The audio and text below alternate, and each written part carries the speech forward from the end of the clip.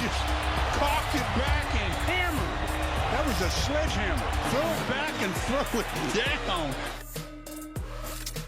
Huge play from LeBron James, but the Hornets stung the Lakers in the first game back after the All-Star break. And I got Chris Canty in the building, Super Bowl champion. You know it. Sir? Good to see you, too. I see you got your Giants blue on. Oh, yes, sir. Always repping. We got a lot of work to do. Oh, we got a lot. Long road. We got a long way to go. Yeah. Brian Windhorst, of course, Stephen A. What's going on, guys? Good morning. What's going on? Good morning. Good morning. How y'all doing? I'm What up, fabulous. PC? What up? What up? All right, it's Friday Eve. Let's get into it, fellas. As I mentioned, LeBron James wasn't all good, though. Missed back-to-back three-point attempts. That would have likely forced overtime as the Charlotte Hornets escaped with a 197 road win over the Lakers last night. LeBron missed Sunday's All-Star game. It was controversial due to his left ankle and foot discomfort. He's now adjusting to his new superstar teammate. Here's Luka.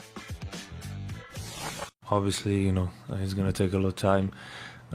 Today, a lot of rustiness for my part. So, starting the game with like 4 or 5 turnovers, that can't happen. So, it's got to, play the basketball the right way. It's his third game since Christmas, and it's his third game with us in the sense of just trying to. He still doesn't know all the plays. He doesn't know all the defensive coverages, all the signals and things that we've built since September. So. Obviously, we were trying to fast track it on the fly. He's coming back from his injury. He's getting back into form, so we're all working through it together. LeBron looking lean there. S.A., how much pressure is on King James now? I think to some degree, and it's for different reasons, Wendy, CC. When you look at LeBron James, we got to consider the noise that has transpired. Fair or unfair, the noise is real. From the standpoint, on one side, Wendy and I will debunk that when people are talking about he had to know something about Anthony Davis' trade before it took place. And, ultimately it was something he was silent about. And then next thing you know, Anthony Davis ends up getting traded to Dallas. Luka is arriving in L.A. LeBron obviously doesn't ask out, wants to stay, et cetera, et cetera. You got a lot of conspiracy theorists out there who believe that. I don't hold much water to that. Neither does Wendy, as we've articulated on this show. But there's a flip side to it as well. When you look at All-Star Weekend and the last-minute scratch and people talking about his injury, you got people out there talking about he did it on purpose because he wanted to snub his nose at the NBA. He didn't appreciate the fact that a lot of the stuff had happened. He felt like the Lakers and the league had to have known what was transpiring before it led up to the trade of Anthony Davis. Ultimately, Anthony Davis was moved. LeBron James, obviously, you have to defer to Luka to some degree. This is his franchise moving forward. And LeBron, being LeBron, wanted to use it as an opportunity to really make some noise and show the league who the hell he is and remind everybody of who he is. I don't hold much weight to that either. But the reason why the noise is relevant is because you expect this team to look good with LeBron and Luka. We don't expect them to be formidable defensively. We don't expect their front line to step up and all of a sudden be able to handle business against the Anthony Davis and Nikola Jokic's of the world and others. We know that they're deficient there. But offensively, you expect them to be a juggernaut. Offensively, you expect them to wreak havoc and make some noise. And obviously, with LeBron James looking the way that he looked, not getting any younger, but miraculously at the age of 40 in his 22nd season, looking as exceptional as he has looked, you certainly don't expect this team to go in an opposite direction from where they were going before the trade. And so we're looking at all of that right now. And in that regard, fair or unfair, again, it always is going to fall on the shoulders of LeBron James. And that's why I say there's some pressure in that regard. Wendy? I think you're right that there's always pressure on him, but I actually think that he's in a great spot because it's really not about him. And while that was a culture shock and something that he didn't see coming, and we've already said, so I will reiterate what Stephen A. said, LeBron didn't know.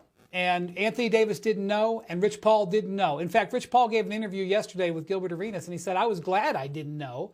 And by the way, you can't tell LeBron without it going to AD. You can't tell Rich Paul without it going to LeBron. You can't tell AD without it going to Rich Paul and LeBron. So I believe it. I don't think there's a conspiracy theory, but we'll move past that. I don't think there's pressure on LeBron. This is now about Luka Doncic. The pressure's on Luka. The Lakers, one of the number one brands in the entire sporting planet, has put their future and their present in Luka. You want to know how I know they believe in the present in Luka? because they went out and tried to make a trade for Mark Williams when they could have made that trade any time in the last year and didn't do it. They didn't do it for LeBron and AD, and I know it got rescinded, but they don't do that deal unless they're 100% invested in Luka. The pressure is on Luka. You know, LeBron doesn't have to prove anything, and now it's not even really his franchise anymore. It's Luka's franchise. They're going to cater to him. In fact, I think what the Lakers are going to end up having to do in the short term here is get Luka to accept that the franchise is about him. Because if you look at these last few games, and it's not surprising at all, but he's totally deferring. He's standing on the side. He's passing it off to Austin Reeves. He's passing it off to LeBron. He's standing on the side. This is a guy who averaged 34 points last year. 34. He has not cracked 16 in 3 games, okay?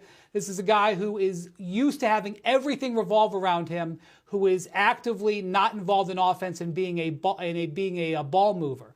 That's not who he's going to be. The pressure is eventually going to be on him. Okay, it's not going to happen when he's coming off of an injury. It's not going to happen on the first days. But, you know, this is all about Luka. LeBron can take a bit of a break and not have to worry as much as he had in the past.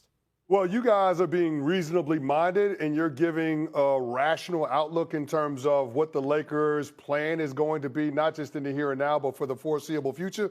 But damn it, I'm a Lakers fan, and I ain't trying to be rational with this, especially when we got 2 top 10 players in the world, and both guys individually being more than capable of being able to carry a team to the championship rounds, being in the Final Four. And so when I'm asked the question about pressure being on LeBron James, there's always going to be pressure on him. But what I would say, based on the product that we're seeing on the court, it's too much damn pressure on LeBron James. Last night's loss to the Charlotte Hornets, that wasn't LeBron James's fault. The guy went for 26, 11, and 7, and he's 40 years old. He put Mark Williams on a poster. He played great last night. It ain't LeBron James's fault that Luka was a turnstile for LaMelo Ball. It's not LeBron James's fault that Rui Hachimura misses 2 free throws down the stretch. It's not LeBron James' fault that Austin Reeves gets kicked out in the 3rd quarter. And it's not LeBron James's fault that the team missed 10 straight shots when the Hornets went on a 22-1 run in the beginning of the 4th quarter. All of those things ain't on LeBron James. And so I do think that the Lakers I'm not saying that anybody is saying it is. What I'm saying is when it comes to what's happening on the court right now and the Lakers trying to maintain their standing in the Western Conference, there is too much pressure on LeBron James to continue to perform at that level and not enough help around him. Luka Doncic has to be better.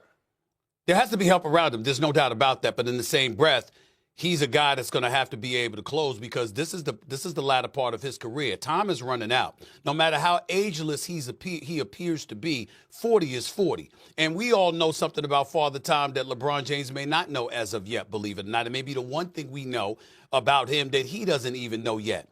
Father Time doesn't creep up on you. It slams you. It slams you. Yep. All of a sudden, you wake up one day and, damn, I just ain't what I used to be. It's not something where there's a gradual decline. It's a precipitous fall. It's a plummet. And that's the one thing that we know, the one thing on the planet Earth